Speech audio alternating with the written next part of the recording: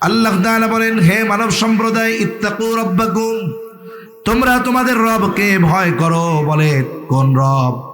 আল্লাযী খালাকাকুম মিন নাফসিন ওয়াহিদা, বলে যিনি তোমাদেরকে একটি প্রাণ থেকে সৃষ্টি করেছেন। তাহলে আমরা সবাই এক প্রাণ থেকে সৃষ্টি হয়েছি।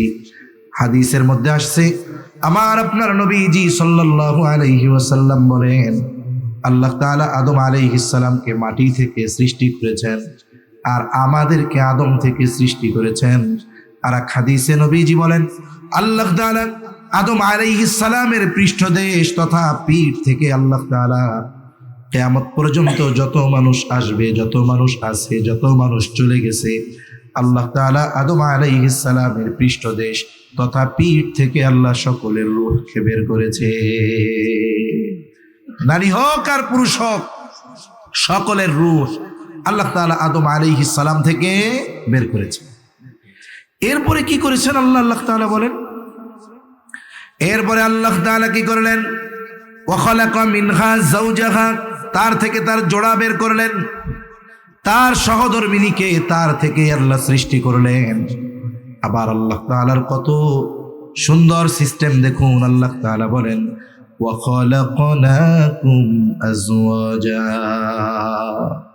তোমাদেরকে আমি জোড়া জোড়া সৃষ্টি করেছি। শুধু তাই না, আল্লাহ তাআলা প্রত্যেক সৃষ্টি জোড়ায় জোড়ায় করেছেন। সুবহানাল্লাহ।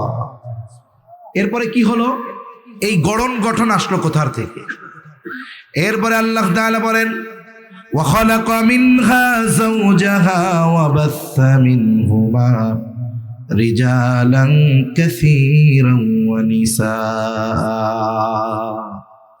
এরপরে ওই দুইজনের মাধ্যমে আদম আলাইহিস সালাম এবং তার থেকে তার সহধর্মিণী তার জোড়াকে আল্লাহ বের করেছেন। এরপরে কি করেছেন? এই দুইজনের মাধ্যমে আল্লাহ তাআলা পৃথিবীব্যাপী নারী এবং পুরুষের বিস্তার যিনি ঘটিয়েছেন তিনি কে? জোরে বলেন না কে? এক সময় তো আমরা সব এক ছিলাম। এরপরে সময়ের পরিবর্তনে আস্তে আস্তে শয়তানের ধোকায় পড়ে কেউ বেঈমান হয়েছে, কেউ বা বিভিন্ন মতাদর্শ গ্রহণ করে ঈমানের সুশীতল ছায়া থেকে তারা বের হয়ে গিয়েছে। এখন আমাদের করণীয় কি? আমরা কি করতে পারি? আমরা এখানে যারা আছি, আমাদের প্রথমে চিন্তা করতে হবে আমাদের মধ্যে সামাজিক ইউনিটি আগে দরকার। আমাদের মধ্যে কি ইউনিটি দরকার? কেন? বলে এক সমাজে মুসলিমের সাথে অমুসলিমও বসবাস করে কি করে না। এজন্য আমি সামাজিক বিষয়টা আগে বললাম।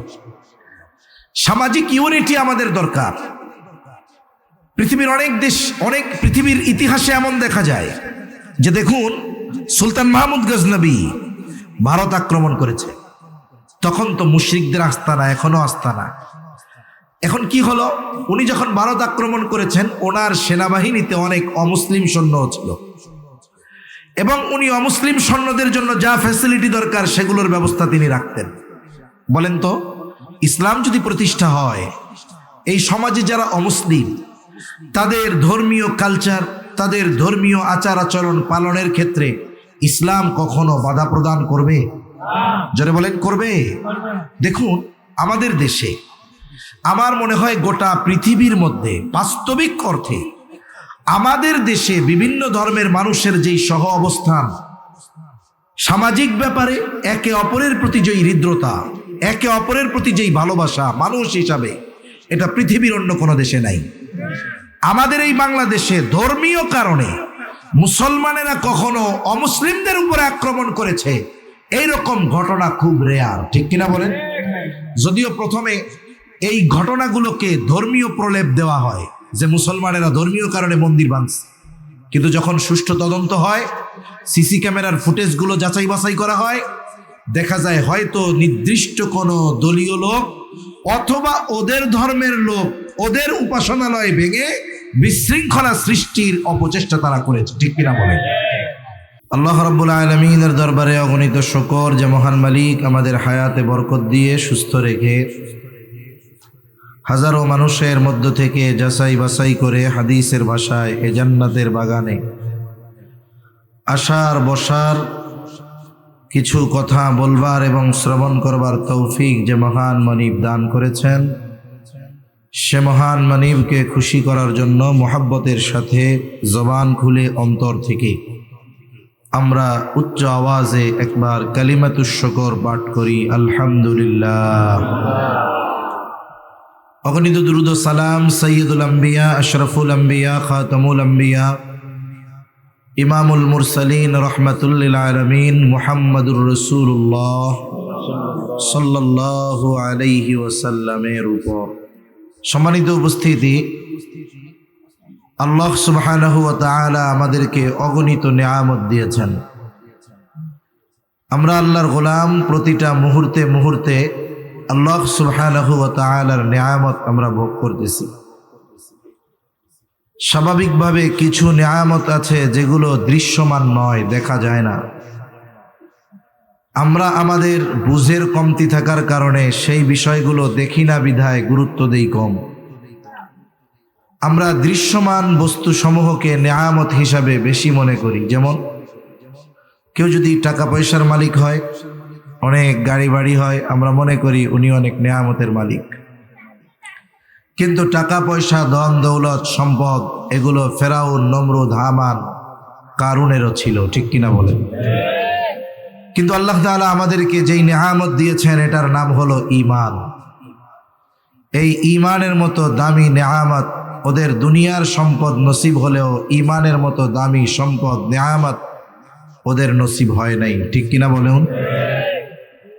তাহলে আল্লাহ প্রদত্ত আমাদের জন্য সবচেয়ে বড় যেই নিয়ামত এটার নাম হলো ঈমান। কি? জবান খুলে বলেন, ঈমান। ঈমান দেখা যায় না, তবে এটার দাম আল্লাহ তাআলার কাছে সবচেয়ে বেশি। এখন ঈমানের কেমন দাম? আমরা তো সাধারণত কোনো জিনিসের পরিমাণ ওজনের উপরে নির্ণয় করে তার মূল্য নির্ধারণ করি। যেমন কিছু জিনিস আছে যার মূল্য নির্ধারণ হয় ওজনের মাধ্যমে, কিছু জিনিস আছে যার মূল্য নির্ধারণ হয় পরিমাপের মাধ্যমে। ঈমানের কেমন দাম? রাসূল আকরাম সাল্লাল্লাহু আলাইহি ওয়াসাল্লাম সহিহ মুসলিমের এক হাদিসের ভিতরে নবীজি বলেন যে কারো অন্তরে যদি জবের দানা পরিমাণ কল্যাণ থাকে, মুফাসসিরিন একরাম বলেন, মুহাদ্দিসিন একরাম বলেন, এখানে কল্যাণ দ্বারা উদ্দেশ্য হলো ঈমান। কারণ একটা মানুষের জন্য ঈমানের চাইতে কল্যাণকর আর কোনো কিছু হতে পারে না। নবীজি সাল্লাল্লাহু আলাইহি ওয়াসাল্লাম বলেন, কারো অন্তরের মধ্যে যদি জবের দানা পরিমাণ কল্যাণ থাকে, অর্থাৎ ঈমান থাকে, এই লোকটা যদি এতটুকু পরিমাণ ঈমান সহকারে মৃত্যুবরণ করে, এই দুনিয়ায় যদি তার কোনো পাপাচার অনাচার থাকে, পাপ থাকে, আল্লাহ তাআলা যদি চান তাকে ওই পাপের শাস্তি দেবার পর শুধুমাত্র ওই জবের দানা পরিমাণ ঈমানের কারণে আল্লাহ তাআলা একটা সময় তাকে জান্নাত দিয়ে দিবে। এরপরে নবীজি বলেন, কারো অন্তরে যদি গমের দানা পরিমাণ কল্যাণ থাকে, অর্থাৎ ঈমান থাকে, আমি আপনি হয়তো এইটুকু জিনিসের কোনো মূল্যায়ন করব না, কদর করব না, কিন্তু নবীজি বলেন ওই গমের দানা পরিমাণ ঈমান সহকারে ওই ব্যক্তি যদি আল্লাহর সামনে হাজির হতে পারে, দুনিয়ায় যদি সে পাপ কর্ম করে থাকে, হয়তো আল্লাহ তাআলা তাকে পাপের কারণে শাস্তি দিবেন, কিন্তু ওই গমের দানা পরিমাণ ঈমানের কারণে আল্লাহ তাআলা একটা সময় তাকে জাহান্নাম থেকে জান্নাতের মালিক বানিয়ে দিবে। এরপরে আমার আপনার নবী সাল্লাল্লাহু আলাইহি ওয়াসাল্লাম আরো আজীব কথা বলেন। নবীজি বলেন, কারো অন্তরের মধ্যে যদি যাররা পরিমাণ কল্যাণ থাকে, অর্থাৎ ঈমান থাকে। যাররা কাকে বলা হয়?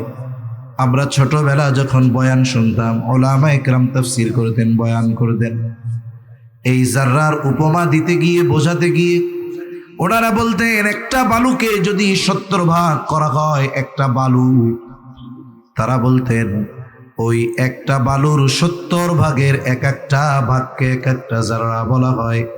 বলেন তো একটা বালুকে যদি 70 ভাগ করা হয়, ওই এক একটা বালুর 70 ভাগের এক একটা কণা আমরা আমাদের চোখ দ্বারা দেখতে পারবো নাকি? আধুনিক পরিভাষায় যাকে বলা হয় অণু, এটা এত ক্ষুদ্র অস্তিত্ব আছে, তবে মানুষ সাধারণ চোখ দিয়ে দেখতে পারে না। দেখার জন্য অণুবীক্ষণ যন্ত্রের দরকার হয়। আমরা মিডিয়ার কল্যাণে, ফেসবুকের কল্যাণে, আধুনিক চিকিৎসা বিজ্ঞান এতটা উন্নত হয়েছে, এগুলোর কল্যাণে মাঝে মধ্যে দেখি যে সামান্য একটু খাবারের মধ্যে কি আছে তারা মাইক্রোস্কোপ দিয়ে আমাদেরকে দেখান। আমরা দেখি এর মধ্যে অনেক কিছু দেখা যায়, ব্যাকটেরিয়া দেখা যায়। কিছু ব্যাকটেরিয়া কল্যাণকর, কিছু ব্যাকটেরিয়া ক্ষতিকর। তার মানে কারো অন্তরের মধ্যে যদি জাররা পরিমাণ, অণু পরিমাণ ঈমান থাকে, এই লোকটা যদি কিয়ামতের দিন পাপের কারণে জাহান্নামেও যায়, আল্লাহ তাআলার কাছে ওই জাররা পরিমাণ অথবা অণু পরিমাণ ঈমানের এমন দাম, আল্লাহ তাআলা এই অণু পরিমাণ কল্যাণ অথবা ঈমানের মালিক হওয়ার কারণে আল্লাহ তাআলা একটা সময় থাকে জাহান্নাম থেকে জান্নাতের মালিক বানিয়ে দিবে। শুধু তাই না, আমার আপনার নবী আর এক হাদিসের মধ্যে বলেন, যেই ব্যক্তি সবচাইতে ছোট জান্নাতের মালিক হবে, আমার আপনার নবী বলেন ওই ব্যক্তির জান্নাতের পরিধি হবে কমপক্ষে এই দুনিয়ার 10 গুণ। আর জোরে বলেন না সুবহানাল্লাহ। এই দুনিয়ার 10 গুণ পরিমাণ এক জান্নাতের মালিক অণু পরিমাণ ঈমানের কারণে হওয়া যাবে। সুবহানাল্লাহ। এখন বলেন তো, অণু পরিমাণ ঈমানের দাম বেশি না দুনিয়ার 10 গুণ পরিমাণ জান্নাতের দাম বেশি? অণু পরিমাণ ঈমানের দাম বেশি। এজন্য এই দামি এক নেয়ামত আমরা পেয়েছি, কিন্তু আফসোস এই নেয়ামতের কদর অনেক মানুষ করতে পারে না। সে অনুধাবন করতে পারে না যে আল্লাহ তাআলা বিনা চাওয়ায়, বিনা পরিশ্রমে কত বড় এক নেয়ামত আল্লাহ তাআলা তাকে দান করেছে। এটা যদি আমরা অনুধাবন করতে পারতাম, গোটা পৃথিবীর 250 বলেন, 200 কোটি বলেন, আমরা সব মুসলিম যদি আমরা এই ঈমানের মূল্যায়ন করতে পারতাম, তাহলে এই পৃথিবীর মুসলমানদের মধ্যে শত দল, বিভক্তি, মতানৈক্য থাকতো না। কমপক্ষে ঈমানের ব্যাপারে, দ্বীনের ব্যাপারে হলেও আমরা একসাথে কাঁধ মিলিয়ে চলতাম। ঠিক কিনা বলেন?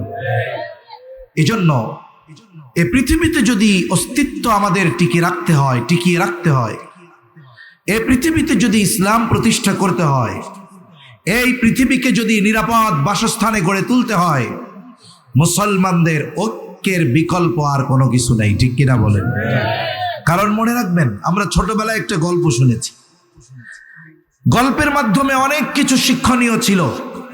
একটা সময় তো আমাদের ছেলেরা স্কুলে পড়েও নীতি নৈতিকতা আদর্শ অর্জন করতে পারত, কিন্তু জালেমের হাতে যখন শিক্ষা ব্যবস্থার চাবিকাঠি গেছে, কেমন করে শিক্ষা ব্যবস্থা থেকে ইসলামকে বের করা যায়, সেকুলারিজমকে ঢোকানো যায়, হিন্দুত্ববাদকে প্রতিষ্ঠিত করা যায়, এই ধরনের এক কুফরি মার্কা শিক্ষা ব্যবস্থা প্রণয়ন জালেমগুলো করে গিয়েছে। ঠিক কিনা বলেন? কিন্তু মনে রাখতে হবে যে একটা সময় শিক্ষার মাধ্যমে প্রাইমারি স্কুলে পড়েও মানুষ নৈতিকতা অর্জন করেছে, জীবনের পথেও তারা পেয়েছে। যেমন একটা গল্প ছিল এরকম, এক লোকের 10টা ছেলে।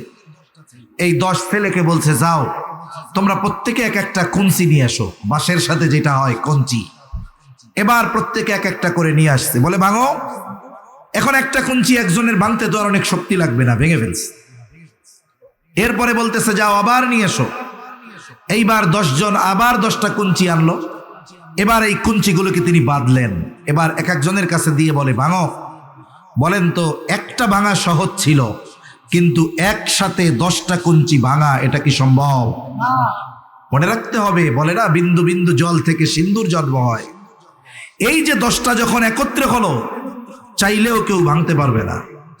এজন্য আমরা মুসলিম, আমরা যদি কথা বলবে, আচ্ছা ঠিক আছে, আচ্ছা, তাহলে আমরা যদি 10 কঞ্চি এক জায়গায় হই, আমরা যদি আলাদা হই, আমাদেরকে জালেম আমাদের উপরে জুলুম করতে পারবে, নিঃশেষ করে দিতে পারবে। কিন্তু আমরা যদি 10 জন একসাথে হই, আমাদেরকে এত সহজে নিঃশেষ করা সম্ভব হবে না ইনশাআল্লাহ।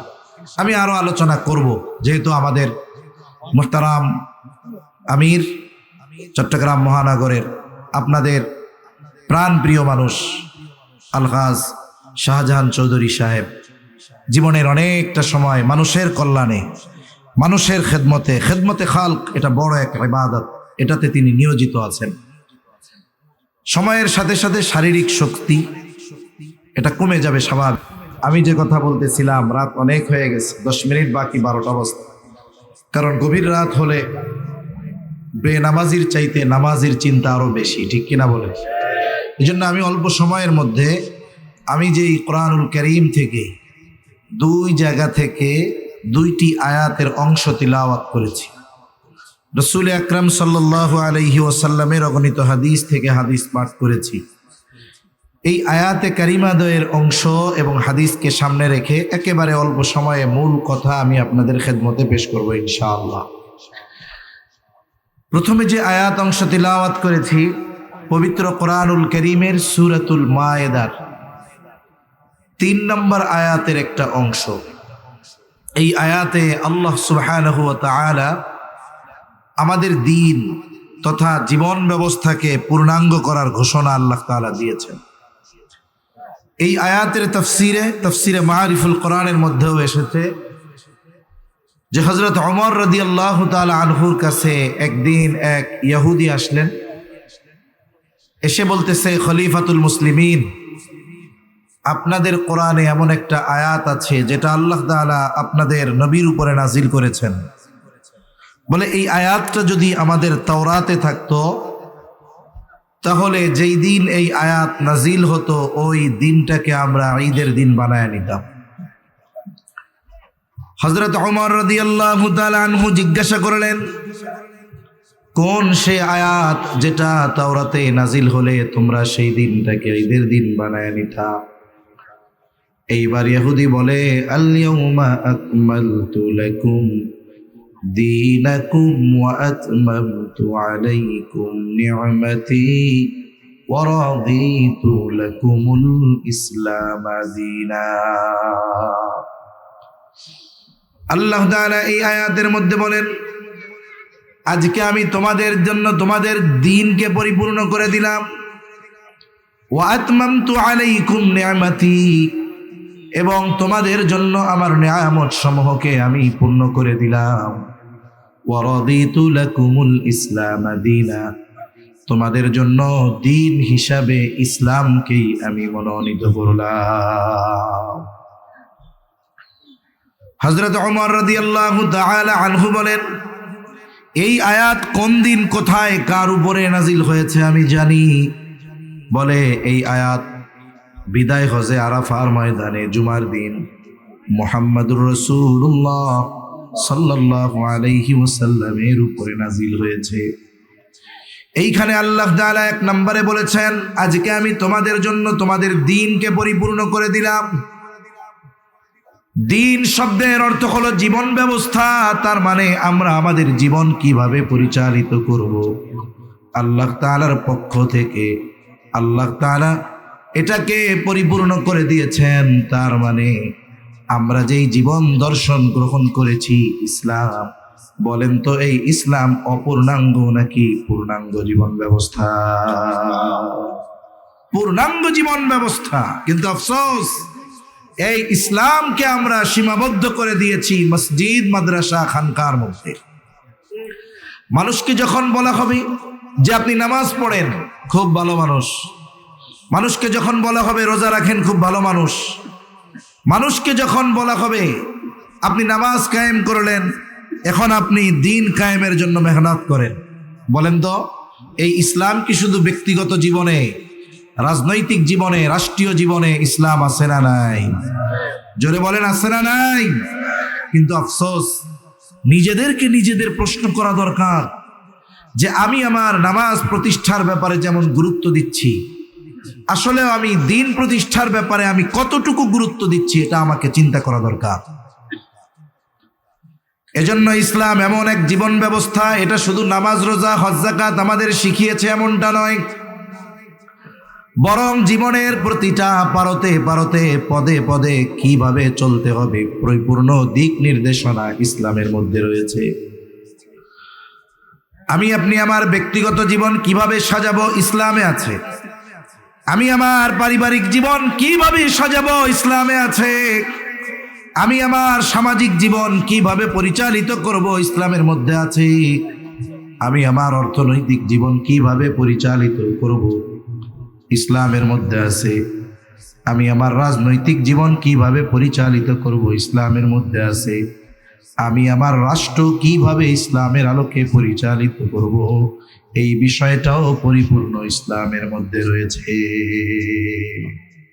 মনে রাখবেন, ইসলাম একমাত্র তারাই চায় না যারা জালেম, চোর, বাটপাড়ার ধর্ষক যারা, তারা। ঠিক কিনা বলেন? কারণ একমাত্র ইসলাম যদি প্রতিষ্ঠা হয় গোটা পৃথিবীর মধ্যে শান্তির পরিবেশ তৈরি হবে, এছাড়া সম্ভব নয়। হাজারো মন্ত্র তন্ত্র সময়ের সাথে সাথে কত কিছুর পরিবর্তন হচ্ছে, সবাই শান্তির জন্য করতেছে। এরা কি করে? শান্তির জন্য মানুষ হত্যা করে, যুদ্ধ করে, কিন্তু শান্তির জন্য ইসলাম প্রতিষ্ঠার জন্য তারা মেহনত করে না। ঠিক কিনা বলে? বাস্তবিক অর্থে যদি মানুষ শান্তি চাইতো, এরা ইসলামের পদতলে, ইসলামের ছায়া তলে চলে আসতো। ঠিক কিনা বলে?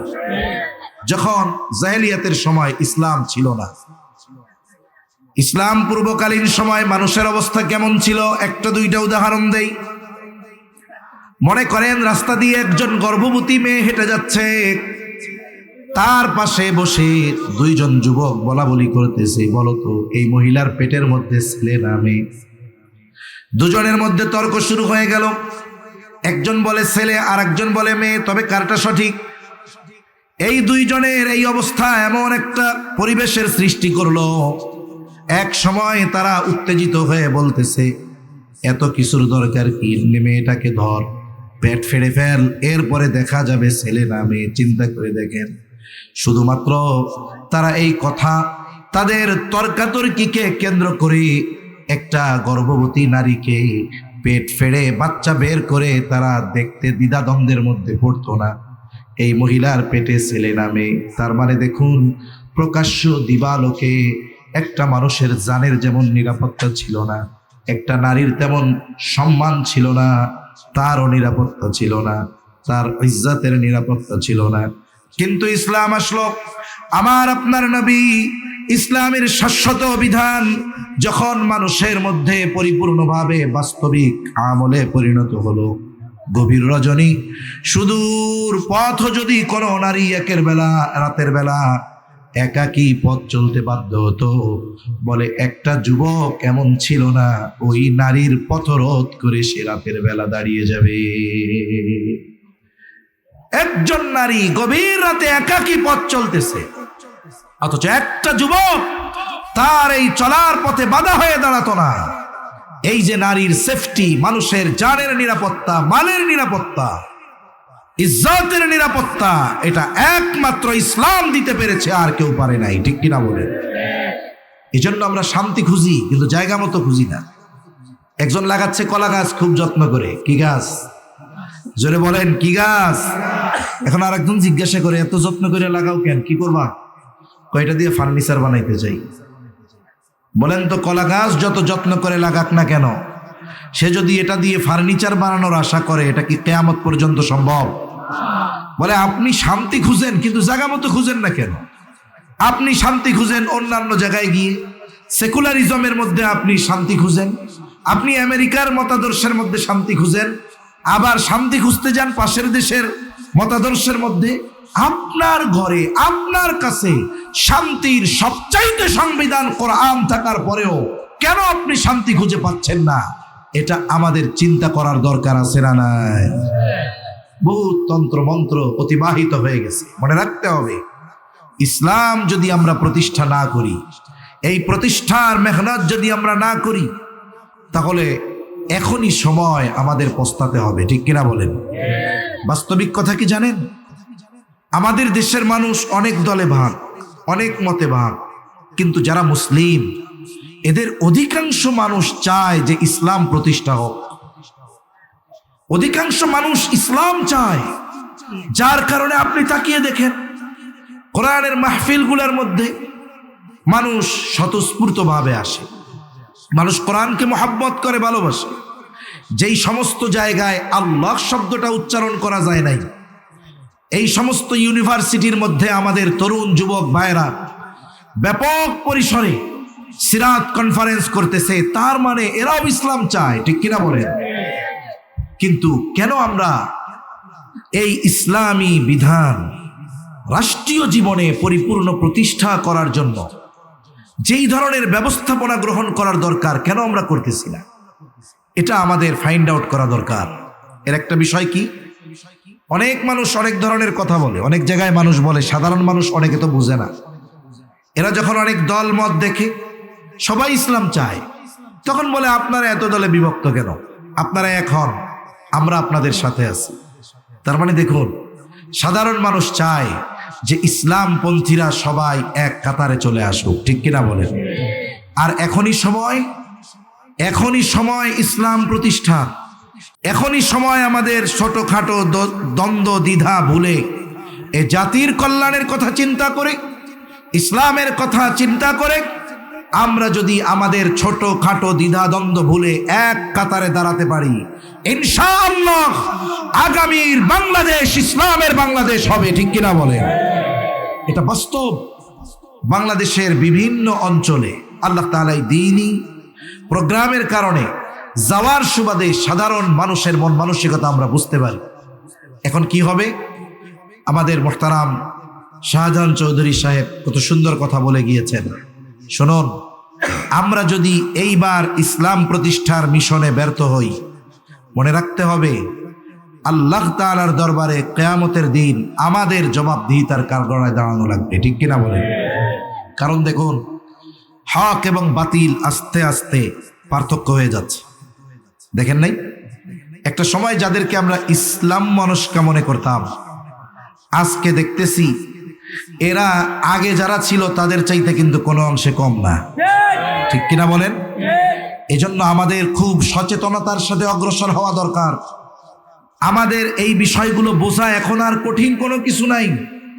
চিন্তা করে দেখুন, আমাদের বেশ কিছু কথা আসছে, যেমন আমাদের বাংলাদেশের রত্ন, শুধু বাংলাদেশের না, গোটা পৃথিবীর মধ্যে পরিচিত এক ব্যক্তিত্ব, সকলের নয়নের মণি ডক্টর মিজানুর রহমান আজহারী সাহেব, উনি এক প্রোগ্রামে, মনে হয় আমাদের খুলনা বিভাগীয় প্রোগ্রামে, উনি বলছেন যে একদল খাইছে আর একদল খাওয়ার জন্য রেডি হচ্ছে।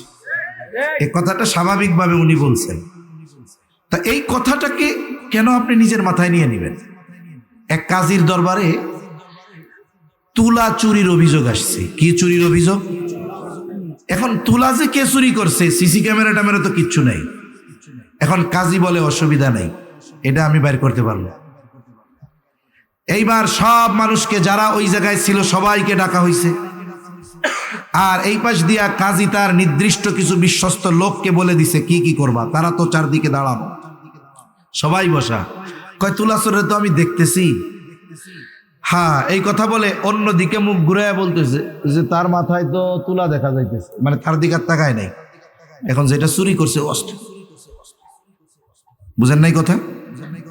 ওর মাথায় কিন্তু তুলা নাই, কিন্তু ও তো চুরি করছে। আর কাজী যখন বলছে মাথায় তুলা, চোখ অন্য দিক ঘুরাই ফেলছে। ও চিন্তা করছে এখন তো আমারে দেখতেছে না, কাজীর তো লোক ফিট করা যে দেখবি কে মাথায় হাত দেয়। এখন ও মাথা নিচু করে মাথায় হাত দিছে। বলেন তো বুঝতে বাকি আছে চোরকে? জোরে বলেন, চোরকে বুঝতে বাকি আছে?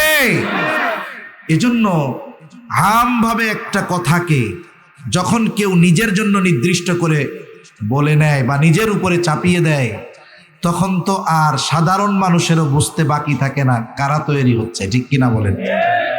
এজন্য দেখুন, কোথাও চান্দা বন্ধ হয় নাই, শুধুমাত্র ব্যক্তির পরিবর্তন হয়েছে। তার মানে কথা ওটাই যে আমরা যদি এখন যারা ইসলামপন্থী, ইসলাম চাই, আমাদের ঐক্যবদ্ধ হওয়ার সময় এখন এসেছে। মনে রাখতে হবে, যদি ইসলাম প্রতিষ্ঠা হয়, এই দেশে শুধু মুসলমানেরা শান্তিতে থাকবে তা নয়, গোটা পৃথিবীর মধ্যে অমুসলিমেরাও তাদের দেশে যত না শান্তিতে আছে, তার চাইতে যেই দেশে ইসলাম আছে ওইখানে বেশি শান্তিতে থাকবে, ঠিক কিনা বলেন? কারণ ইসলাম অমুসলিমদের যেই অধিকার দিয়েছে অন্য কেউ দিতে পারে নাই। এখন একটা ঘটনা বলি। খলিফাতুল মুসলিমিন হযরত ওমর রাদিয়াল্লাহু তাআলা আনহু, উনি বাজারে গেছেন, এক ইহুদির কাছ থেকে একটা দেখে শুনে ঘোড়া কিনছে। এখন ঘোড়া কিনে উনি বাজারের বাইরে আসছেন। বাজারের বাইরে এসে দেখেন ঘোড়ার মধ্যে সমস্যা, ওটা চলতে পারে না ঠিক মতো। আবার তিনি তার ঘোড়া ফেরত নিয়ে গেছেন ইহুদির কাছে যে এটা খারাপ, ফেরত নাও। ইহুদি বলতেছে, আমি আপনারে ভালো ঘোড়া দিয়েছি, আমি খারাপ ঘোড়া ফেরত নিতে পারবো না। দুইজনের মধ্যে তর্কাতর্কি শুরু হয়ে গেছে। বলে কে কার সাথে তর্ক করে? অর্ধ জাহানের শাসক খলিফাতুল মুসলিমিন হযরত ওমর রাদিয়াল্লাহু তাআলা আনহুর সাথে তর্ক করতেছে একজন ইহুদি। চিন্তা করে দেখেন, একজন ইহুদি খলিফাতুল মুসলিমিনের সাথে তর্ক করতেছে। ইসলাম কত সুন্দর, আশেপাশের থেকে কেউ এসে ইহুদিকে বলে না খবরদার কার সাথে তর্ক করো, কোনো সামসা টামসা কিছুই নাই। এক পর্যায়ে খলিফাতুল মুসলিমিন বলে, তুমি তৃতীয় আর একজনকে তোমার আমার এই সমস্যা সমাধানের জন্য ফয়সালাকারী হিসাবে নির্ধারিত করো। এইবার ইহুদি নিজের ধর্মের অনেক মানুষ থাকার পরেও সে তার ধর্মের কাউকে ফয়সালাকারী হিসাবে নির্ধারণ করে নাই, বরং সে দেখতে পেল শুরাইখকে দেখা যায়। বলে খলিফাতুল মুসলিমিন, আমার আর আপনার মধ্যে এই দ্বন্দ্ব নিরসনে ফয়সালা দিবে শুরাই যা রায় দিবে আমরা তা মেনে নিব। বলে হ্যাঁ। এইবার শুরাই ফয়সালাকারী। দুইজনের কথাই শুরাই শুনলেন, কারণ হাদিসের মধ্যে নবীজি সাল্লাল্লাহু আলাইহি ওয়াসাল্লাম যারা বিচারক হবে তাদেরকে যেই নির্দেশনাগুলো দিয়েছেন এর মধ্যে একটি হলো বিচারক বাদী বিবাদী উভয়ের কথা সমগুরুত্ব সহকারে শুনতে হবে। এইবার দুইজনের কথাই গুরুত্ব সহকারে শ্রবণ করবার পর শুরাই বলতেছে, খলিফাতুল মুসলিমিন আপনি কি চান? বলে আমি চাই সে তার এই ঘোড়া ফেরত নিবে, এটা খারাপ। এইবার বলে, আপনি যখন তার কাছ থেকে ঘোড়া বুঝে নিয়েছেন তখন আপনি কেমন নিয়েছেন? বলে তখন তো ভালোই ছিল, সমস্যা কোথায় গিয়া দিল? বাজারের বাইরে। বলে খলিফাতুল মুসলিমিন আপনি যেহেতু তার থেকে ভালো ঘোড়া বুঝে নিয়েছেন, বাজার থেকে বাহির হবার পরে এটার সমস্যা দেখা দিয়েছে। বলে হ্যাঁ। বলে শোনেন, আপনার ঘোড়া ফেরত নিতে ইহুদি বাধ্য, তবে আপনি তার থেকে যেমন ঘোড়া বুঝে নিয়েছেন তেমনটাই আপনাকে ফেরত দেওয়া লাগবে। এখন বলেন তো এইখানে রায় খলিফার পক্ষে গেছে নাকি বিপক্ষে গিয়েছে? খলিফাতুল মুসলিমিন রাগ হয়ে যান নাই, রায় চলে গেছে ইহুদির পক্ষে, খলিফার বিপক্ষে। উনি চুপ আছেন, কিছুই বলেন না। একটু পরেই তিনি বলতেছে, হ্যাঁ শুরাই এটাই নাই বিচার। সুবহানাল্লাহ বলেন। দেখুন অতীতের মানুষ তো এমন ছিল, যদি রাষ্ট্রের সর্বোচ্চ ক্ষমতার অধিকারীও যদি হইত, কোন রায় যদি তার বিপক্ষে আর অমুসলিমের বিপক্ষে চলে যাইত, এই জায়গায়ও কোনো ধরনের টু শব্দ তারা করতো না। আমি বললাম আপনারা শুনলেন, আমাদের বলা সহজ, শোনা সহজ, কিন্তু বাস্তবে এরকম একটা সমাজ প্রতিষ্ঠা ইসলাম ছাড়া সম্ভব নয়। আমার দেশ পত্রিকার মধ্যে কয়েকদিন আগে দেখলাম লিখছে যে কয়েকজন বিচারকের কথা, যে তারা অবিচার করে প্রমোশন পাইছে। বাংলাদেশের অবস্থা কি দেখছেন? ওইখানে আপনি অবিচার যত করতে পারবেন আপনি তত প্রমোশন হবে, আপনার তত উন্নতি হবে।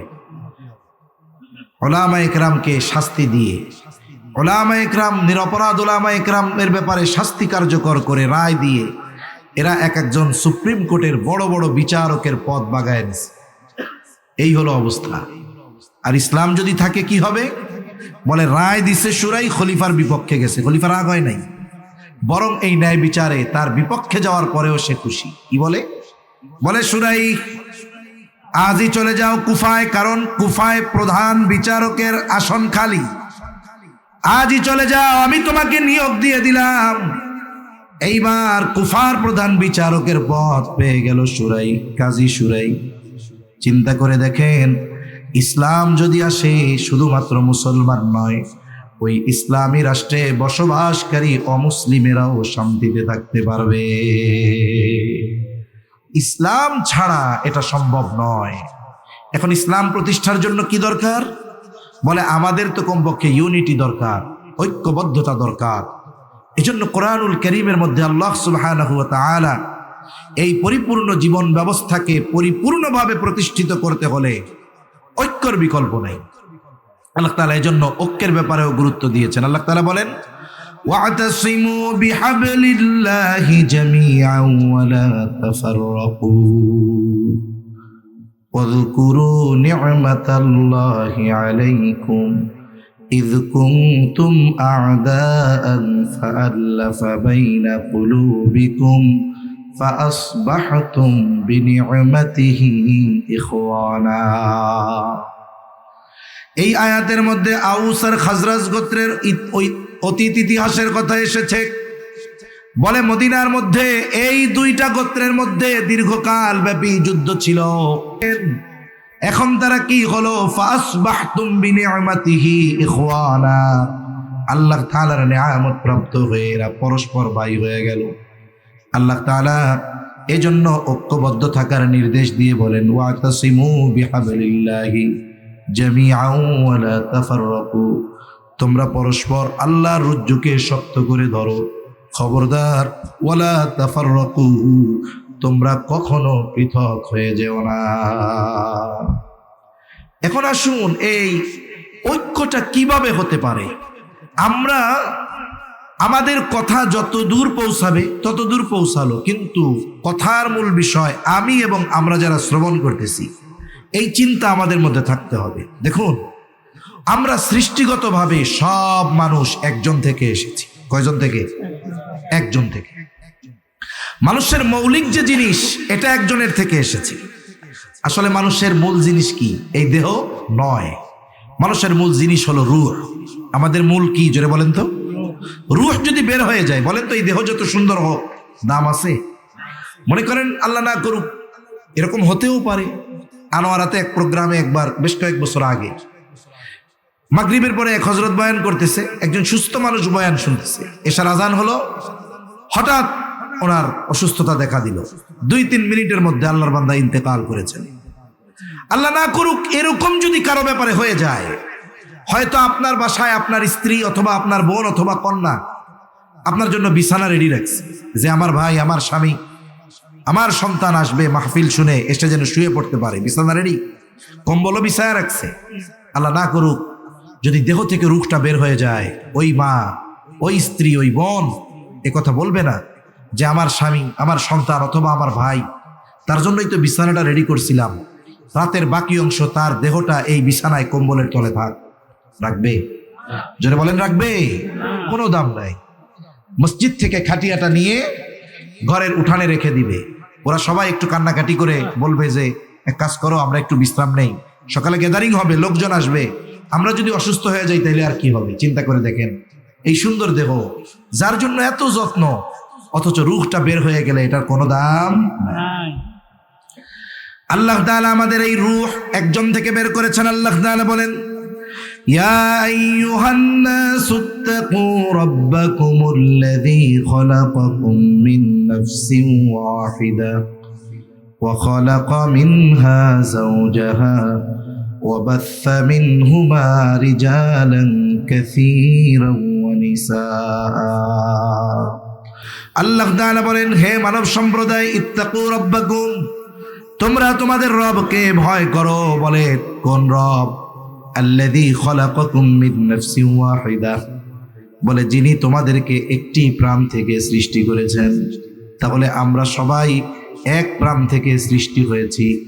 হাদিসের মধ্যে আসছে, আমার আপনার নবীজি সাল্লাল্লাহু আলাইহি ওয়াসাল্লাম বলেন, আল্লাহ তাআলা আদম আলাইহিস সালামকে মাটি থেকে সৃষ্টি করেছেন, আর আমাদেরকে আদম থেকে সৃষ্টি করেছেন।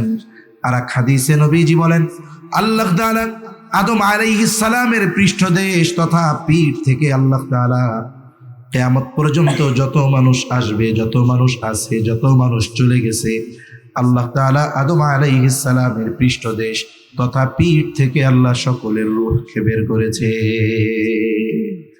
নারী হোক আর পুরুষ হোক, সকলের রূহ আল্লাহ তাআলা আদম আলাইহিস সালাম থেকে বের করেছে।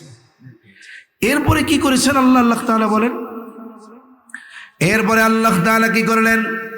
ওয়া খালাকা মিনহা যাওজাহা, তার থেকে তার জোড়া বের করলেন, তার সহধর্মিনীকে তার থেকে আল্লাহ সৃষ্টি করলেন। আবার আল্লাহ তাআলার কত সুন্দর সিস্টেম দেখুন। আল্লাহ তাআলা বলেন ওয়া খালাকনাকুম আজওয়াজা, তোমাদেরকে আমি জোড়া জোড়া সৃষ্টি করেছি। শুধু তাই না, আল্লাহ তাআলা প্রত্যেক সৃষ্টি জোড়ায় জোড়ায় করেছেন। সুবহানাল্লাহ। এরপরে কি হলো? এই গঠন আসলো কোথার থেকে? এরপরে আল্লাহ তাআলা বলেন ওয়া খালাকা মিনহা যাওজাহা ওয়া বাসসা মিনহুমা রিজালান কাসীরান ওয়া নিসা। এরপরে ওই দুইজনের মাধ্যমে আদম আলাইহিস সালাম এবং তার থেকে তার সহধর্মিণী তার জোড়াকে আল্লাহ বের করেছেন। এরপরে কি করেছেন?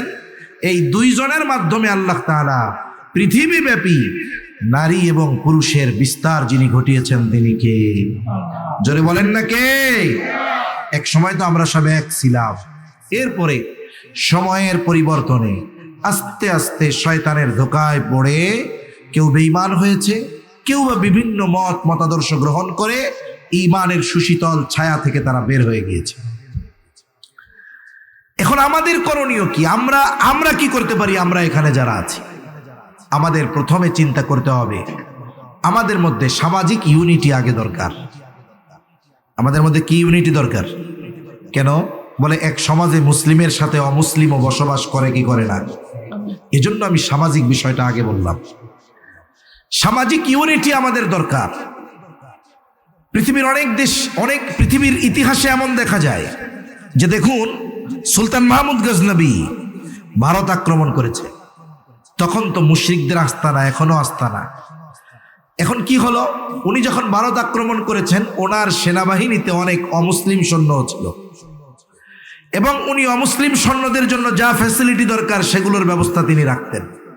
বলেন তো, ইসলাম যদি প্রতিষ্ঠা হয়, এই সমাজে যারা অমুসলিম তাদের ধর্মীয় কালচার, তাদের ধর্মীয় আচার আচরণ পালনের ক্ষেত্রে ইসলাম কখনো বাধা প্রদান করবে? যারা বলেন করবে। দেখুন আমাদের দেশে, আমার মনে হয় গোটা পৃথিবীর মধ্যে বাস্তবিক অর্থে আমাদের দেশে বিভিন্ন ধর্মের মানুষের যেই সহ অবস্থান, সামাজিক ব্যাপারে একে অপরের প্রতি যেই হৃদ্রতা, একে অপরের প্রতি যেই ভালোবাসা মানুষ হিসাবে, এটা পৃথিবীর অন্য কোনো দেশে নাই। আমাদের এই বাংলাদেশে ধর্মীয় কারণে মুসলমানেরা কখনো অমুসলিমদের উপরে আক্রমণ করেছে এইরকম ঘটনা খুব রেয়ার, ঠিক কিনা বলেন? যদিও প্রথমে এই ঘটনাগুলোকে ধর্মীয় প্রলেপ দেওয়া হয় যে মুসলমানেরা ধর্মীয় কারণে মন্দির ভাঙছে, কিন্তু যখন সুষ্ঠু তদন্ত হয়, সিসি ক্যামেরার ফুটেজগুলো যাচাই বাছাই করা হয়, দেখা যায় হয়তো নির্দিষ্ট কোনো দলীয় লোক অথবা ওদের ধর্মের লোক ওদের উপাসনালয় ভেঙে বিশৃঙ্খলা সৃষ্টির অপচেষ্টা তারা করেছে, ঠিক কিনা বলেন? যদি এই পৃথিবীকে আমাদের থেকে অসাম্প্রদায়িকতার শিক্ষা নেওয়ার দরকার। এই যে পাশের দেশ, আমার শুধু অবাক লাগতো, মিডিয়ার মধ্যে খালি খবর দেখতাম, বিশেষ করে ওই যে হকার ছিল না দুইটা, ইজানি খালি লাফায়। এটা আমাদের দরকার, চট্টগ্রাম আমাদের দরকার, আইস বেড়া, ঠিক কিনা বলেন? এখন ওইটা আর কি বেশি করতে হয়, এমন ভাবসাব নিত যে দৈনিক মনে হয় বাংলাদেশে হাজার হাজার হিন্দুদেরকে হত্যা করা হচ্ছে। একটা সময় কি হলো যে তাদের ওই ধরনের আচার আচরণ আর সংবাদে আমাদের যারা হিন্দু ভাই আছে এরাই অতিষ্ঠ হয়ে গেছে, এতটা বিরক্ত হয়েছে ওরা ওদের উপরে। এক সময় কি হলো, এরাই উল্টা প্রতিবাদ করা শুরু করছে ওদের ব্যাপারে। তাহলে দেখুন, এই যে প্রলেপ দেওয়ার প্রচেষ্টা করা হয়েছে, যারা বলতে চায় এ বাংলাদেশ, এখানে অমুসলিমেরা, সংখ্যালঘুরা বা ভিন্ন ধর্মাবলম্বী যারা, এরা কষ্টে আছে, এদের ধর্মীয় উপাসনালয়গুলো অনিরাপদ আছে, তাদের আমাদের দেশের বাস্তবতা পরিদর্শন করা দরকার, দেখা দরকার যে এদেশে যখন তাদের 5ই আগস্টের পরে আমরাও মনে করেছি যে যেহেতু যাদের যেই জালেমদের পতন হয়েছে এদের সাথে মুশরিকদের সাথে কানেকশন আছে। কিছু মানুষ আছে জানেন না, নিজের ঘর পোড়া দিয়ে ওইটার মধ্যে আলু পোড়া দিয়ে খায়, আছে না নাই? পৃথিবীর ইতিহাসে এমন ঘটনা আছে, এই দেশে আছে ঘটনা, নিজের সন্তানকে নিজ হাতে হত্যা করে অপরকে ফাঁসানোর চেষ্টা করেছে। এসব অতীতের ইতিহাস যেহেতু আমাদের জানা, আমাদের যুবক তরুণ যারা এরাও সতর্ক, এরা চিন্তা করছে হতে পারে যে এই অমুসলিমদের উপাসনালয়গুলোতে ওরা হামলা করে মুসলমানদের উপরে দায় চাপিয়ে বিশ্বের কাছে বলবে দেখো কাদের হাতে গেছে, আগেই ভালো ছিল, ঠিক কি না? এরকম বলবে আর কি। কিন্তু আমাদের মানুষ, আমাদের তরুণ, আমাদের যুবক এরা সচেতন, নামাজি যুবক, মুসলিম যুবক, আলেম, এরা উপাসনালয়গুলোকে পাহারা দিছে। এখন অনেকে তখন বলতেছে যে ইসলাম মূর্তি পূজা হারাম করছে, এরা পাহারা দিল কেন? আরে ওদের ধর্মের কারণে পাহারা দেয় নাই তো, যেন কোনো বিশৃঙ্খলা সৃষ্টি না হয়, যেন কোনো রক্তারক্তি না হয়, আমাদের যুবকদের রক্তের অর্জিত এই বিপ্লবকে যেন কেউ কুলসিত করতে না পারে, এই কারণে কেউ যেন অকারেন্স না করতে পারে, ওই অপরাধীর অপরাধ ঠেকানোর জন্য পাহারা দেওয়া হয়েছে, ঠিক কিনা বলে? কারণ এদেশে যেই ধর্মের মানুষই বসবাস করুক সে তার ধর্মীয় আচার আচরণ পালন করবে, কোনো বাধা নাই, কোনো নিষেধ নাই। কিন্তু যারা আমাদেরকে অসাম্প্রদায়িকতার সবক দেয়, আমরা জানি পাশের দেশে ছাগলের গোশত রাখার কারণে এইটারে জোর করে গরুর গোশত বানিয়ে নৃশংসভাবে হত্যা করা হয়, ঠিক কিনা বলে? আমাদের দেশে আমরা কোন মুসলিম ভাইকে জোর করে বলি নাই যে বলো লা ইলাহা ইল্লাল্লাহ, বলেছি আমরা? আমরা বলি নাই। অথচ ওই দেশে নিরহ মুসলমান ও কোনো কিছুই করে নাই, এমনি মন চাইছে দইরা কয় জয় শ্রীরাম, জোর করে বলিয়ে ছেড়েছে। এই জন্য সারা পৃথিবীকে বাংলাদেশ থেকে অসাম্প্রদায়িকতার শিক্ষা নিতে হবে, ঠিক কিনা বলে? এজন্য এদেশে যদি ইসলাম আসে অমুসলিমেরা এরাও নিরাপত্তার মধ্যে থাকবে। আর আমরা যখন ওয়াজ মাহফিল বা মসজিদে জুমার দিন যখন অমুসলিম ভাইদের পূজার সময় আসে, আমরা কি কোনোদিন কোনো আলেম আপনাদের অঞ্চলের হোক অথবা এই মিডিয়ার মধ্যে হোক কখনো দেখছেন এই কথা বলে যে পূজা আসতেছে মূর্তিগুলা ভেঙে দাও? এই কথা বলে? বরং আমরা কি বলি? আমরা বলি ওয়ালা তাসুব্বুল্লাযীনা ইয়াদউনা মিন দুনিল্লাহি ফায়াসুব্বুল্লাহা আদওয়াম বিগাইরি ইলম। আমরা বলি ওয়ালা তাসুব্বুল্লাযীনা ইয়াদউনা মিন দুনিল্লাহ, তারা আল্লাহ ব্যতীত যাদেরকে উপাস্য হিসাবে গ্রহণ করেছে, খবরদার তোমরা তাদের উপাস্যদের গালি দিও না। তোমরা যদি তাদের মূর্তিকে গালি দাও, তাদের উপাস্যদের গালি দাও, তাহলে কি হবে? ফায়াসুব্বুল্লাহা আদওয়াম বিগাইরি ইলম, তারা তাদের অজ্ঞতার কারণে আল্লাহ তাআলাকে গালি দিবে। তবে আমরা মানা করি যে তুমি মুসলিম, তোমার আত্মমর্যাদা থাকবে, তুমি অমুসলিমদের কোনো ধর্মীয় আচার অনুষ্ঠানে যাবা না, কারণ সে তোমার ঈদগাহে এসে ঈদের নামাজ পড়ে না, কোরবানির সময় তোমার সাথে গরু জবাই দেয় না। তোমার তো কমপক্ষে এতটুকু গায়রাত আত্মমর্যাদা থাকা দরকার, ঠিক কিনা বলেন? তুমি তার ধর্মীয় কালচার পালন করবা না, তুমি তার ধর্মীয় অনুষ্ঠানে গিয়ে খবরদার বলবা না যে ফাটার গোস্ত খাইতেছি, এটাও তো হালাল। কেমনে হয় হালাল? এই বেটা, দেব দেবীর নামে যেগুলো জবাই করে এটা কি হালাল হতে পারে? বাইতুল্লাহ থেকে যদি কোনো হারামের এরিয়ার মধ্য থেকে যদি কোনো দুম্বা আনে, যেটা জীবনে কোনোদিন হারাম এরিয়ার বাইরে যায় নাই, ওই দুম্বা ইনাও যদি কেউ বাবার নামে জবাই দেয় আল্লাহর নাম বাদ দিয়ে, ওটার গোস্ত হালাল থাকবে? আর যেটা দেবদেবীর নামে জবাই দেওয়া হয় এটার বৈধতা কেমনে থাকে? এটা খাইতে যায় একবারে দাঁত চিরাইয়া খায়, কি মজা। এরপরে কি খায়? বলে লাড্ডু খাইতে যায়, নাড়ু খাইতে যায়, চিড়া খাইতে যায়। আরে ভাই, খাবারগুলো আপনি অন্য জায়গা থেকে কিনে খান, ওই খাবার স্বাভাবিক খাবার বাজার থেকে কিনেন।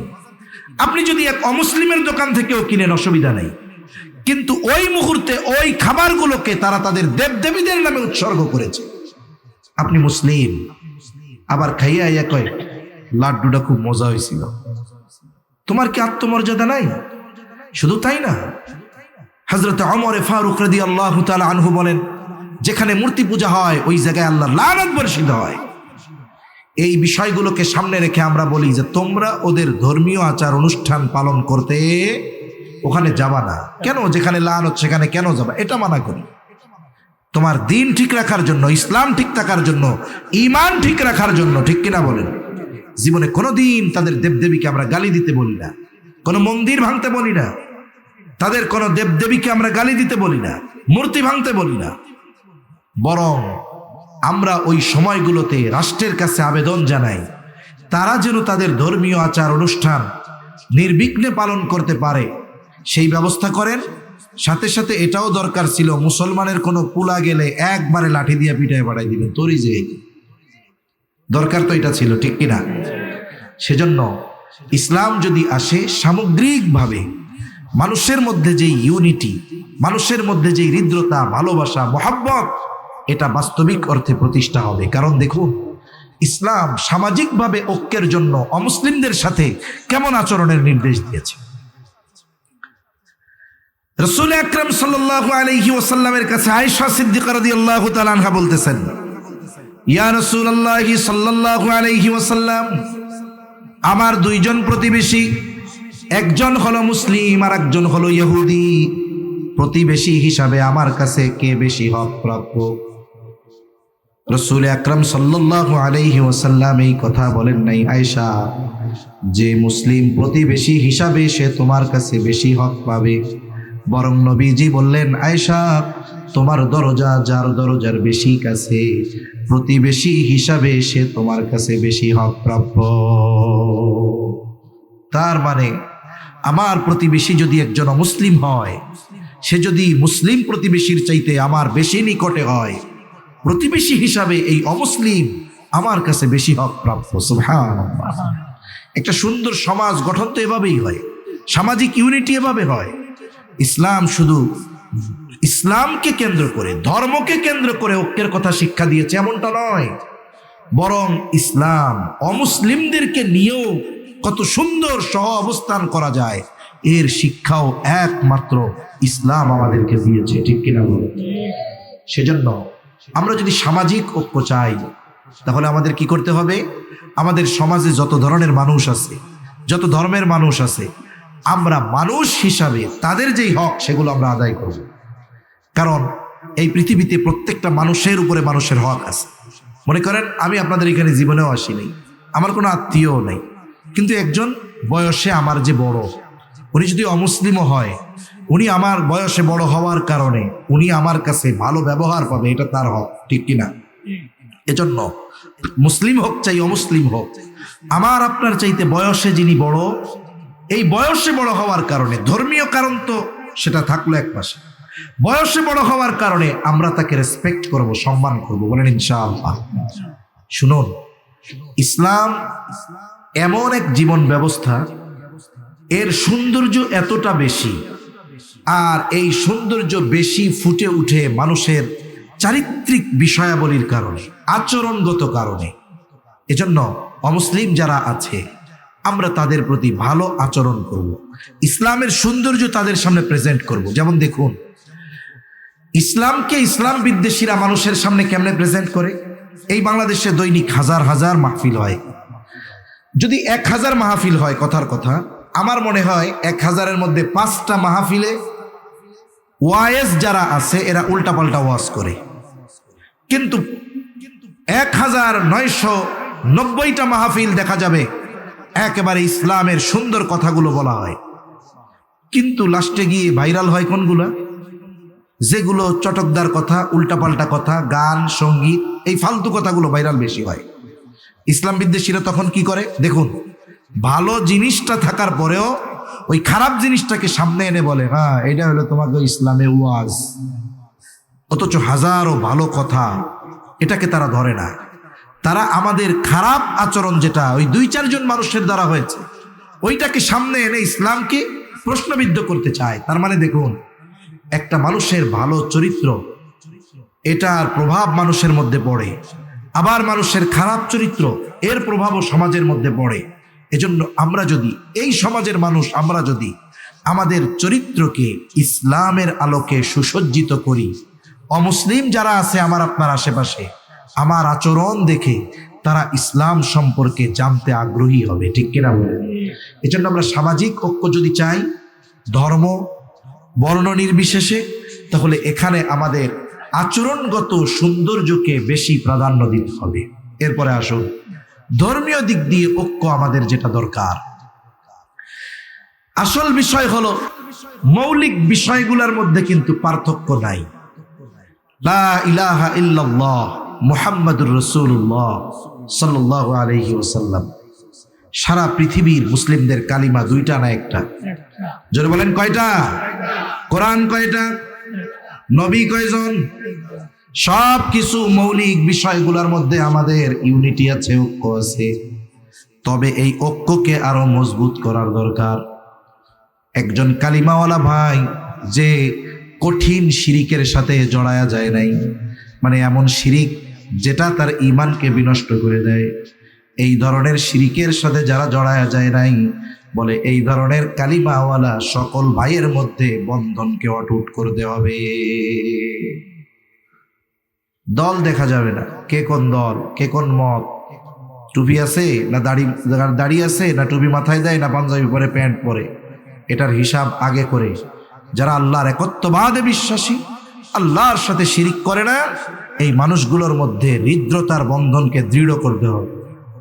এই ঢিলে ঢালা বন্ধন থাকলে চলবে না, তাহলে ছুটে যাবে বন্ধন। আর যদি আমরা সীসা ঢালা প্রাচীরের ন্যায় একে অপরকে জড়িয়ে ধরে দাঁড়িয়ে থাকতে পারি, তাহলে হাজারো বাধা বিপত্তি যদি আসে আমাদেরকে বিভক্ত করতে পারবে না। এজন্য তাফসীরে ইবনে আব্বাস বলতেছে, তোমরা আল্লাহর রুজুকে শক্ত করে ধরো, ওয়াতাসিমু বিহাবলিল্লাহি জামিআন ওয়া লা তাফাররাকু, খবরদার তোমরা পৃথক হও না। তাফসীরের মধ্যে আসছে এখন রুজ্জুটা কি, আল্লাহর রশিটা কি? কোরআন আর সুন্নাহ, কোরআন আর হাদিস, এই দুইটাকে সামনে রেখে আমরা যদি মুসলিমরা যদি ঐক্যবদ্ধ হয়ে যায় কোরআন সুন্নাহকে সামনে রেখে, এর বাইরে যে ছোটখাটো ইখতিলাফগুলো আছে, ছোটখাটো বিষয়গুলো আছে, এগুলোকে এক পাশে রেখে দ্বীনের স্বার্থে, দ্বীন কায়েমের স্বার্থে কোরআন সুন্নাহর মৌলিক বিষয়গুলোকে সামনে রেখে আমাদের মধ্যে যদি ধর্মীয় ঐক্য সৃষ্টি হয়ে যায়, আমি আশা করি আগামীর বাংলাদেশে ইসলাম প্রতিষ্ঠা হবে, এটা ঠেকানোর মতো কেউ নাই, ঠিক কিনা বলে? কিন্তু আমরা ছোটখাটো বিষয় নিয়ে অনেক দূরত্বে চলে যাই। একেবারে দেখা যাবে একটা মুস্তাহাসান বিষয় বা নফল একটা বিষয়, এটাকে কেন্দ্র করে আমাদের মধ্যে খুনোখুনির মতো অবস্থা হয়ে যায়। শয়তান তো এটাই চায়, ওরাও এটাই চায় যে এই বিষয়গুলো নিয়ে ওরা মারামারি করুক। অথচ দেখুন সমাজে বেনামাজি বরা, সুদখোর বরা, এর সাথে কোনো গ্যাঞ্জাম নেই, ঠিক কিনা বলেন? হাত কোথায় বাঁধতেছে এটা নিয়ে খুনোখুনি হয়ে যাচ্ছে। একজন মানুষের সব ঠিক আছে, কেউ দাঁড়ায় সালাম দিবে, কেউ বৈশা সালাম দিবে, এটা নিয়ে খুনোখুনি হয়ে যাচ্ছে। এই ছোটখাটো বিষয় নিয়ে মারামারি, দ্বন্দ্ব, হানাহানি। কিন্তু সমাজে সুদখোর, ঘুষখোর, দুর্নীতিবাজ এগুলো ভরা, এগুলো নিয়ে কোনো দ্বন্দ্ব নাই, দ্বন্দ্ব এগুলো নিয়ে। এজন্য আমাদের এই ছোটখাটো বিষয় যদি কনসিডার না করতে পারি, আমরা যদি এই ছোটখাটো বিষয়ের ক্ষেত্রে সহনশীল না হতে পারি, তাহলে দেখুন ধর্মীয় ঐক্য, রাষ্ট্রীয় ঐক্য এটা বহুদূর, এটা স্বপ্নের মতো একটা বিষয় হয়ে যাবে। এজন্য আমরা আমাদের মধ্যে ছোটখাটো বিষয়ের যেই মতানৈক্য ওটা থাকবেই। সাহাবায়ে কেরামের মধ্যে মতানৈক্য ছিল, তাবেঈনদের মধ্যে মতানৈক্য ছিল। এই পৃথিবীর সুপ্রসিদ্ধ চারটি মাযহাব আমরা অনুসরণ করি, ইমাম আবু হানিফা রাহমাতুল্লাহি আলাইহির মাযহাব, এগুলো কোরআন সুন্নাহর আলোকে প্রতিষ্ঠিত। যেই বিষয়গুলো একেবারে সুস্পষ্টভাবে কোরআন সুন্নাহর মধ্যে সমাধান নাই, এই সাধারণ বিষয়গুলো নিয়ে ওনাদের মধ্যে ইখতিলাফ। দেখুন বাইতুল্লাহ যখন আমরা যাই, ওইখানে গিয়ে কি দেখি? বলে হাত এই জায়গা বাঁধছে, এই জায়গাও বাঁধছে, আমাদের মতোও বাঁধছে, কেউ সাইডা দাঁড়ায় রয়েছে, ঠিক কিনা বলে? কেউ আমিন জোরে কয়, কেউ আসতে কয়। এখন দেখুন ওই জায়গার সৌন্দর্যটা একটু খেয়াল করেন, কেউ কাউকে আমরা কিছু বলি না। কারণ কি? কারণ ওই জায়গায় একটা পরিবেশ তৈরি হয়ে গেছে, জোরে আমিন আসতে আমিন। আসলে এর ইখতিলাফ কি? বলে যারা ফুকাহায়ে কেরাম, এখানে ইখতিলাফটা মূলত জোরে আমিন বলা উত্তম না আস্তে বলা উত্তম, এটা হলো মূল বিষয়। আমিন বলা সুন্নাত। এখন জোরে বলা উত্তম না আস্তে বলা উত্তম, এটা নিয়ে ইখতিলাফ লাগছে। এখন দেখা যাবে এই বিষয়টা কেউ বলতেছে জোরে না বললে নামাজই হবে না, একদল আছে না এরকম, জোরে বলাই লাগবে, না বললে হবে না।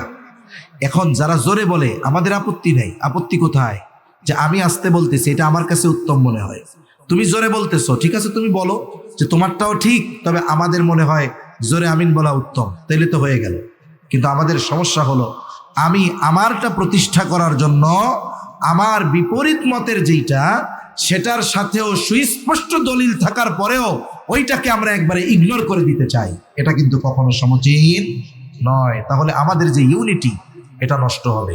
মনে রাখবেন, আপনারা দেখে থাকবেন হয়তো যে যখন সিংহ কোনো গরুর পালে, ছাগলের পালে বা যে কোনো পালে হামলা করে, ও একবারে দলবদ্ধ সবার মধ্যে গিয়ে হামলা করে না, প্রথম একটাকে দল ছুট করে, আলাদা করে যে কোনো সিস্টেমে, এরপরে ওই একটাকে টার্গেট করে ওরা অগ্রসর হয়।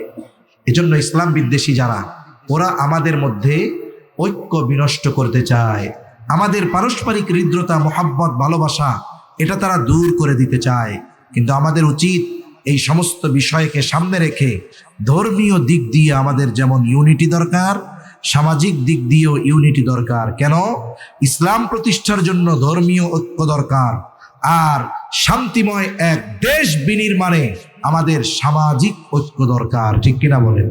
এ দেশ আমরা যখন বিনির্মাণ করব, ইসলামের আলোকে যখন গড়ে তুলতে চাইব, এদেশে আমাদের অমুসলিম ভাইরাও আমাদের সহযোগিতা করবে ইসলামের সৌন্দর্য প্রদর্শন করে।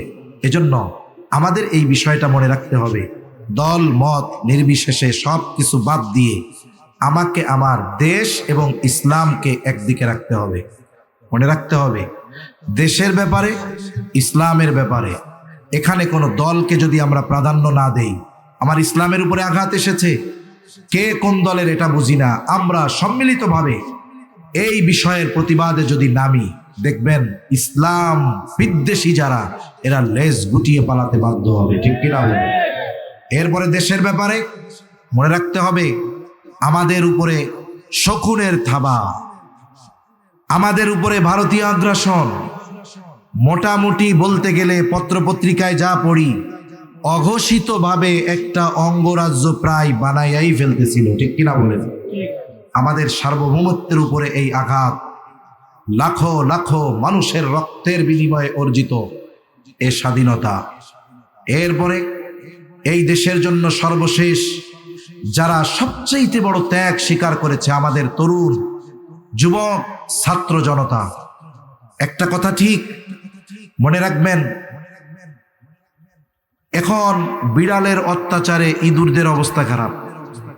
ইঁদুররা মিটিংয়ে বসছে, যে বিড়াল যে আসে টের তো পাই না। একজন বুদ্ধি দিছে, এক কাম করো, বিড়ালের গলায় একটা ঘন্টা পরায় দাও, আইলেই তাইলে আগের থেকে টের পাইবা। এখন সর্বশেষ বলে যে ঘন্টা পরাইলে তো সমাধান হইল, কিন্তু ঘন্টাটা পরাবে কে? ঠিক কিনা বলেন? বুদ্ধি সবাই দিতে পেরেছে, বাংলাদেশের বড় বড় দল পদক্ষেপ নিতে পেরেছে, সফলতা অর্জন করতে পারে নাই। এই বিড়ালের গলায় ঘন্টা পরানোর দায়িত্ব আমাদের যুবক কিশোর ছাত্ররা পালন করেছে। ঠিক কিনা বলেন? এজন্য তাদের এই ত্যাগ অস্বীকার করার কোনো উপায় নাই। যেই বয়সে পাবজি খেলার মধ্যে থাকার কথা ছিল, মায়ের কোল থেকে বের হয়ে জালেমের বুলেটের সামনে এরা বুক পেতে দিয়েছে। আবার যদি এই দেশ আর এক জায়গায় টেন্ডার দিয়ে ক্ষমতার মসনদে বসার আশা যদি কেউ করে, মনে রাখতে হবে হাজারো প্রোটোকল দিয়ে চতুর্দিক দিয়ে জালেম ঘিরেছিল তাকে সাহায্য করার জন্য। সে যেহেতু ক্ষমতার মসনদে টিকে থাকতে পারে নাই, নতুন করে যদি আবার জালিমের বেশে কেউ এদেশে বসতে চায়, এদেশের ছাত্র জনতা তাদেরকে আগের চাইতে আরো করুণ পরিণতিতে এই দেশ তাদের ত্যাগ করতে বাধ্য করাবে। ঠিক কিনা বলে? সেজন্য সতর্ক থাকতে হবে। এটা মনে করার কোনো সুযোগ নাই যে আমরা মনে হয় শেয়ার পেয়েই গেছি, এটা মনে করার কারো সুযোগ নাই। কারণ এখন মানুষ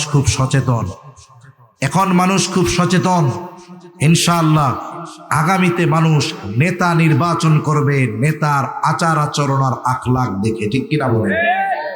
এজন্য আপনারাও পরিশুদ্ধ হয়ে যান, আমরা তো চাই যে বাংলাদেশে যারা আছে সবাই নিজেদের পরিশুদ্ধ করে তারা মসজিদে ইমামতি করুক, পার্লামেন্টেও সংসদ সদস্য হোক। আমরা চাই কি চাই না? ভাই আমরা চাই না? এই যে মনে করেন আপনাদের প্রাণের মানুষ আলগাত শাহজাহান চৌধুরী সাহেব কত সুন্দর কথা বলে গেলেন। উনি আপনাদেরকে কোনো বিষয়ে বা কোনো দলের বিরুদ্ধে কারো বিরুদ্ধে উস্কানি দিয়ে গেছেন, বরং চরিত্র সুন্দর করার জন্য, আমল পরিশুদ্ধ করার জন্য কিছু দিক নির্দেশনামূলক কথা বলে গেছেন। আরে আমি অরাজনৈতিক ব্যক্তি হইয়া যতটুকু গরম বলতেছি উনি ততটুকুও বলেননি। তাহলে আমরা তো এমন নেতা চাই যেই নেতা আমাদেরকে বক্তব্য দেবে কোরআন সুন্নাহ দিয়ে, ঠিক কিনা বলেন? আমরা তো এমন নেতা চাই যিনি বাইতুল মুকাররমের ইমাম হবেন। আপনারা সেই যোগ্যতা অর্জন করেন, তাহলে তো অসুবিধা নাই, আমরা আপনাদের সমর্থন দিব, কারণ আমরা ইসলাম চাই। আপনারা যদি নিজেদের পরিবর্তন করে আপনারাও ইসলাম চান, আপনাদের নেতা মানতে আমাদের কোনো আপত্তি নাই, ঠিক কিনা বলেন? কিন্তু সেকুলারিজমকে প্রতিষ্ঠা করতে চান, ভারতের দালালি করে ক্ষমতায় থাকতে চান, আসতে চান, যদি ওই চিন্তা করে থাকেন তাহলে ওটা ভুলে এদেশের মানুষ কি চায় এটা আগে বুঝেন, ঠিক কিনা বলেন? আর এদেশের মানুষ ইসলাম এখন চায়। এজন্যই বলতেছি যে আমরা যারা ইসলামপন্থী আছি, আমাদের এক কালিমার ভাই যারা আছি, আমাদেরকে সকল মতানৈক্য ভুলে আমাদেরকে একতাবদ্ধ হতে হবে। এখন বলতে পারেন যে আপনি এই জায়গার এই মজলিসে এই কথা বইলা গেলেন, গোটা দেশ কেমনে হবে? শুনুন, আমি একা হলাম আমি, 10 জন মিলে হলাম আমরা, ঠিক কিনা বলেন? আপনি নিজে পরিবর্তন হন, তাহলে পরিবার পরিবর্তন হবে, এরপরে সমাজ পরিবর্তন হবে। কত কিছুই তো পৃথিবীর ইতিহাস আগামী দিন ঘটবে আজকেও কল্পনা করে নাই, ঠিক কিনা বলেন? কিন্তু আগামী দিন আল্লাহ সেটা ঘটায় ছাড়ছে। কিন্তু কি দরকার হয়েছে? কিছু মানুষের ত্যাগ, তিতিক্ষা আর প্রচেষ্টার দরকার হয়েছে, ঠিক কিনা বলেন? আমরাও যদি সেই ত্যাগ স্বীকার করে সেই প্রচেষ্টা অব্যাহত রাখি ইসলাম প্রতিষ্ঠার, আমরা যদি একতাবদ্ধ হয়ে ইসলাম প্রতিষ্ঠার প্রচেষ্টা করি, ইনশাআল্লাহ ওই দিন আসবে যেই দিন পূর্ব দিগন্তে আবার সূর্য উঠবে। ওই দিনটা হবে ইসলামের, ওই দিনটা হবে ইসলামের, ঠিক কিনা বলেন?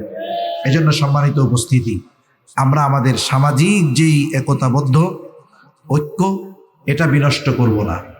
আমরা আমাদের ধর্মীয় ঐক্য এটাকে আরো সুসংহত করার চেষ্টা করব। এটা যখন সুসংহত হবে, আমাদের রাষ্ট্রীয় ঐক্য সুসংহত হবে ইনশাআল্লাহ। আল্লাহ সুবহানাহু ওয়া তাআলা আমাদের সকলের একে অপরের প্রতি মোহাব্বত, হৃদ্রতা, ভালোবাসা আল্লাহ বাড়ায় দেন। সকলে বলি আমিন। দেশ ও ইসলামের ব্যাপারে দল মত নির্বিশেষে আমাদের ঐক্যবদ্ধ থাকার তৌফিক আল্লাহ দান করেন। সকলে বলি আমিন। আসলে প্রথম কথা শুরু করলে জেহেনে এক কথা থাকে, এরপরে মধ্যে ছুটে গেলে কথার ধারাবাহিকতা হারায় যায়। এরপরেও একেবারে ছড়ানো ছিটানো কিছু কথা আপনাদের খিদমতে বললাম।